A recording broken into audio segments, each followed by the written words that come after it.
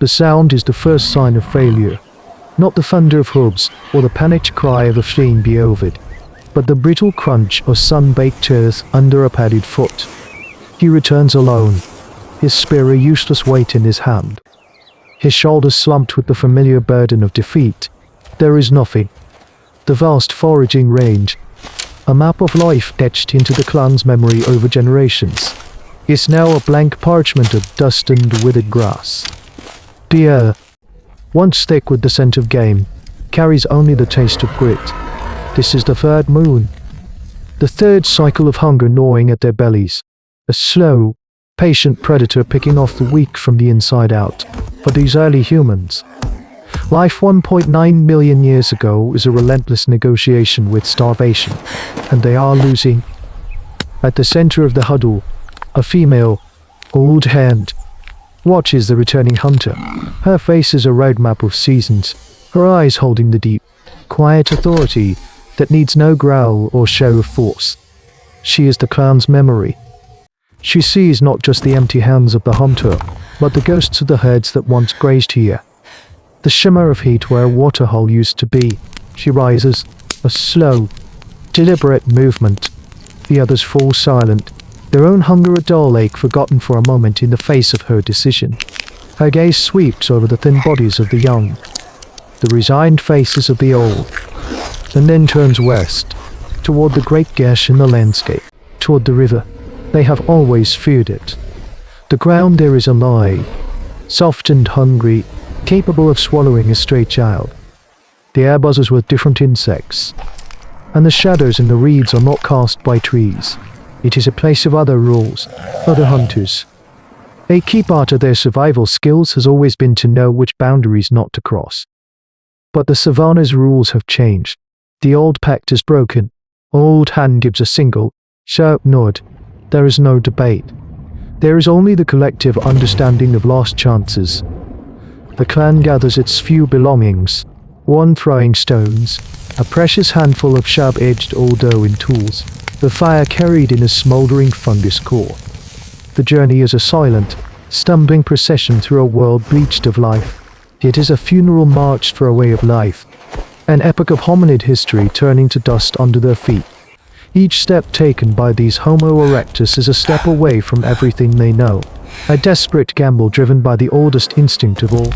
They walk toward the sound they can now faintly hear on the wind, not the sound of animals, but the low, constant murmur of flowing water. It is the sound of a promise, and of a threat, and for the first time in their lives, they are no longer certain which is which. The riverbank is another world. The oppressive silence of the savannah is replaced by a thick, wet chorus of buzzing insects and the distant calls of unseen birds. It smells of mud, of decay, and of life.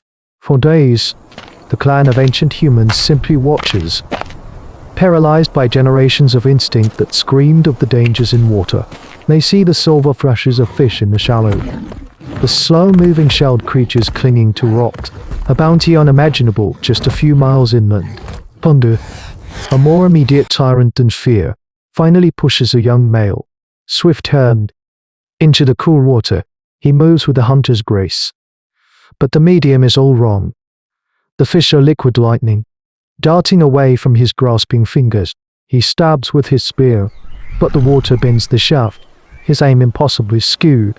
Frustration mounts. Other hunters join him, their clumsy splashing a chaotic ballet of futility.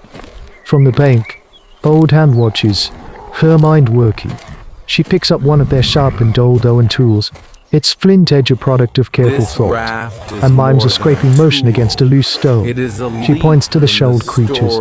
It is a slow, laborious process of communication, a gesture built on a foundation of shared experience. A few of the clan understand. They wade in, not for the fish, but for the slower prey, using their tools to pry the stubborn shells from the rocks. It is a small victory, but a victory nonetheless. The taste of the raw, salty flesh is strange, but it is food. It quiets the ache in their bellies. If only for a moment. This small success breeds a dangerous confidence. The focus of the group narrows to this one task. this new miracle of sustenance. They are so intent on the small lives at their feet they forget the larger life that watches them. It comes from a place they are not looking, not from the deep channel, but from the reeds along the bank. A perfectly camouflaged log of death. The water barely ripples. A juvenile, left to guard the gathered shells on a muddy spit of land, looks up at a sudden shadow. There is no time for a scream. There is only an explosion of water and a terrifying, bone-crushing snap. The Crocodilius anthropophagus, a creature ancient even in this time of prehistoric life, erupts from the shallows. It is a force of pure, primal violence. All teeth and tail and impossible speed. Swift hand, closest to the bank, roars in a mixture of fury and terror. He hurls a heavy stone, a desperate, useless act of altruism. The rock glances off the reptile's armored hide as it slides back into the murky water, its prize held firmly in its jaws. The clan scrambles back to the solid ground, their hearts hammering a rhythm of pure dread. The river falls silent again, the surface smoothing over the violence as if nothing ever happened. The hunger in their bellies returns, now colder and sharper than before, laced with the bitter tang of loss and the chilling knowledge that they are no longer the only hunters here. The silence that follows is heavier than any sound. For 2 days, the clan of our human ancestors does not approach the river. They huddle by their meager fire, gnawing on tough roots, the memory of the attack replaying in the haunted eyes of those who witnessed it. The mortar, once a symbol of potential life, is now a liquid too. The choice is simple and absolute. Return to the dusty plains and starve slowly, or face the monster that guards the river's bounty. The primal fear is a physical thing, a cold stone in their bellies. The hunger is a fire that burns hotter. On the third morning, it is Old Hand who rises. She does not gesture toward the water, not yet. Instead, she leads Swift Hand to a cluster of tall rocks overlooking a shallow inlet, a place where the main current slows. She minds watching, her hand shielding her eyes as she scans the murky depths below. Then she points to others, gesturing for them to throw stones, not at the prey, but into the deep channel far away. It is a plan born of trauma, a desperate piece of primitive technology applied not to a tool, but to the clan itself. It is a fundamental cognitive leap. They are learning to think as a single organism with many eyes and many hands. The execution is clumsy, a series of grunts and frantic gestures, but it has a structure. A young male perches on the high rock, a sentinel. His only job is to watch. Below, 2 others begin to slap the water with branches and toss rocks into the deeper parts of the river, creating a commotion designed to draw the attention of anything lurking nearby. Only then, under the sentinel's watchful gaze, do Swift Hand to females enter the shallows. They carry new tools, long, straight branches, their ends splintered and sharpened on sunstone. This is a crucial moment in the long story of human evolution. The shift from scavenging and gathering to confrontational, strategic hunting. They move with a terrified purpose, stabbing at the flashes of silver. Their movements quick and jerky. They miss more than they hit. But then, a sharpened stick finds its mark.